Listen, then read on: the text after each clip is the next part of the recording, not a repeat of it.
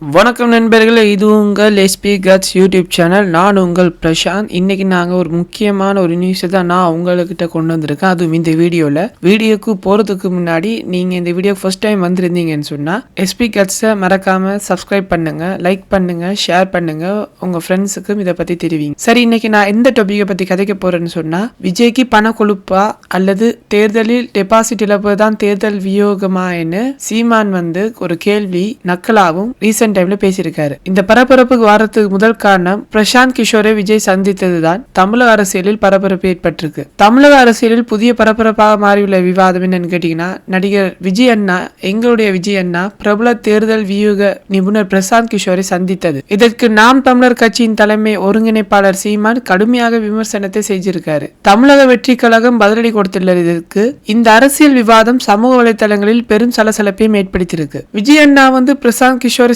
சந்தித்ததற்கு முதல் காரணம் அது வெற்றி கழகத்தின் எதிர்காலத்தை குறித்து தான். நடிகர் விஜய் தலைமையில் தொடங்கிய தமிழக வெற்றி கழகம் 2026 சட்டமன்ற தேர்தலுக்கு தயாராகி வருகிறது. கட்சியில் ஏற்கனவே பல தேர்தல்கள் வியூக நிபுணர்கள் உள்ள நிலையில் பிரசாந்த் கிஷோரை சந்தித்தது மிக முக்கியமான முடிவாக கருதப்படுது. பிரசாந்த் கிஷோர் தமிழக வெற்றி கழகத்திற்கு வியூகங்களை வழங்குவாரா, அவர் விஜயுடன் இணைந்து அரசியல் வியூகங்களை தீட்டுவாரா என பல கேள்விகள் எழுந்துள்ளன. இந்த ரீசன்ட் டைம்ல தான் சீமான் இந்த சந்திப்பை மிகவும் கடுமையாக விமர்சனம் செஞ்சிருக்காரு. அவர் என்ன சொல்லிருக்காருன்னு சொன்னா, பணம் இருந்தாதான் தேர்தல் வெற்றி பெற முடியும் என நினைக்கும் அணுகுமுறையால் மக்கள் அரசியல் பாதிக்கப்படும் என அவர் கூறியிருக்காரு. மேலும் ஒரு கட்சி வளர வேண்டும் என்றால் அதற்கு மக்கள் ஆதரவும் தொண்டர்கள் உழைப்பும் வேண்டும் என சொல்லியிருக்காங்க. பணம் வைத்து வியூகங்கள் வகுப்பது உண்மையான அரசியல் இல்லை என அவர் சொல்றாரு. இந்த நிலையில் சீமான் எதையாவது உளறுவதை வழக்கமாக கொண்டுள்ளார் எனவும், ஒவ்வொரு தேர்தலிலும் கட்டுத்தொகை இழப்பதை தேர்தல் வியூகமாக கொண்டவர் சீமான் என விமர்சித்துள்ளார். இது தமிழக வெற்றி கழகத்தின் கொள்கை பரப்பு என செயலாளர் சம்பத்குமார் தெரிவித்துள்ளார்.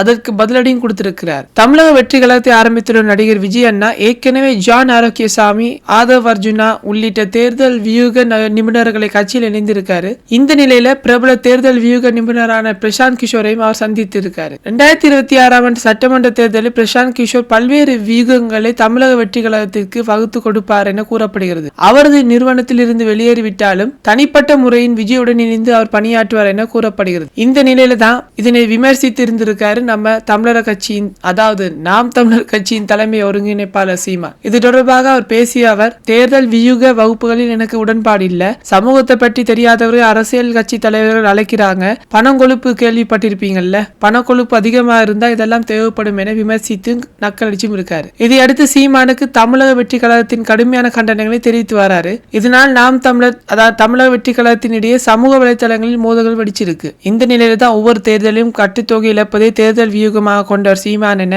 விமர்சித்திருக்காரு தமிழக வெற்றி கழகத்தின் கொள்கை பரப்பாளர் சம்பத்குமார். இது தொடர்பாக அவர் வெளியிட்டுள்ள கண்டன அறிக்கையில் என்ன சொல்லிருக்காருன்னா, பிரஸ் மீட்ல யாராச்சும் மைக்க நீட்டிட்டா அண்ணன் சீமான் எதையாவது உளறுவதை அவர் வழக்கமாக கொண்டிருக்கார் என்றும், ரீசன்ட் டைம்ல சமூக சூழலில் அரசியல் கட்சிகள் தேர்தல் வியூக வடிவமைப்பாளர்களை நியமிப்பதன் அவசியத்தை புரிந்து கொள்ளாமல் பணக்கொழுப்பு என்று பகிரங்கமாக அறிவித்துள்ள அண்ணன் சீமானுக்கு நடைமுறை அரசியல் யதார்த்தம் புரியவில்லை என்றுதான் புரிகிறது என்று சொல்லியிருக்காரு. ஒவ்வொரு தேர்தலிலும் கட்டுத்தொகை இழப்பதை தேர்தல் வியூகமாக கொண்ட அண்ணன் சீமான் இன்னும் எத்தனை ஆண்டுகள் வென்றால் மகிழ்ச்சி, தோற்றால் பயிற்சி என்று நாம் தமிழர்கள் உறவுகளை உசுப்பேத்திக் கொண்டே இருக்க போகிறார் என்று தெரியல என்று சொல்லியிருக்காரு. திரள் நிதி வாங்குவதை வழக்கமாக கொண்டுள்ள அண்ணன் சீமானுக்கு திறமையாளர்களின் ஆலோசனைகள் பெறுவது தவறாக தெரிவது ஆச்சரியம் என்று. இன்னொரு முக்கிய பாயிண்ட் அவர் சொல்லியிருக்காரு, அண்ணன், நாங்க சட்டமன்றத்தில் பேசுவதற்கான அரசியல் செய்கிறோம், நீங்க பட்டிமன்றத்தில் பேசுவதுதான் அரசியல் என்று எண்ணிக்கொண்டிருக்கீங்க. நாங்க தமிழக வெற்றி கழகத்தின் வெற்றி பெறுவது எப்படி என்று சிந்திச்சு கொண்டிருக்கோம். நீங்க தமிழ் தேசிய அரசியலை எப்படி வெற்றி பெறாமல் வைத்திருப்பது என்று சிந்திக்கிறீங்க. தலைவர் பிரபாகரனை முன்வைத்து தான் இந்த கட்சியை தொடங்கிய நீங்க இப்போது சீமானியம் என்ற ஒரு கட்சி அதன் போய் கொண்டிருக்கு சொல்றீங்க. ஒன்று சொல்லட்டுமா அண்ணன், எங்க தலைவர் தளபதி விஜய் தான் ரசிகர்களை அரசியல் கட்சியின் தொண்டர்களாக உருமாற்றாரு. நீங்க உங்க கட்சியின் தொண்டர்கள் உங்கள் ரசிகராக உருமாற்றம் செய்து வாரீங்க. உங்களோடு என்றும் எங்களுக்கு ஒத்து போகாதுன்னு கூறியிருக்காங்க. விஜய் அண்ணா அன்னைக்கு மாநாட்டிலேயே சரியாக எல்லாருக்கும் பதில் கூறியிருக்காரு. எப்படின்னு சொன்னா, என்னுடைய சிந்தனை 2026 சட்டமன்ற தேர்தல் ஜெயிச்சாக வேண்டும் என்றும் அந்த யோசனை மட்டும் தான் இப்ப இருக்குது என்று அவர் சொல்லியிருக்காரு. தன்னை பத்தி முன்னாடி பேசுறவங்களும் பின்னாடி பேசுறவங்க அவருக்கு கவலை இல்ல. எங்க அண்ணாட, அதுவும் விஜய் அண்ணாட குறிக்கோள் கொஞ்சம் வித்தியாசமானது. நீங்க எப்படி ஸ்ப்ரிட் பண்றீங்களோ பேட் இமேஜ் ஸ்ப்ரிட் பண்ணிக்கோங்க. ஆனா விஜய் அண்ணா பத்தி எங்களுக்கு நல்லா தெரியும். விஜய் அண்ணா தான் 2026 சிஎம் பதவியில உட்காருவாரு. இந்த வீடியோ பிடிச்சிருந்தா லைக் பண்ணுங்க, ஷேர் பண்ணுங்க, மறக்காம எஸ்பி கட் சேனலை சப்ஸ்கிரைப் பண்ண மறக்காதீங்க. அடுத்த வீடியோ சந்திக்கும் வரை உங்களிடம் விடைபெறுவது உங்கள் பிரசாந்த். நன்றி.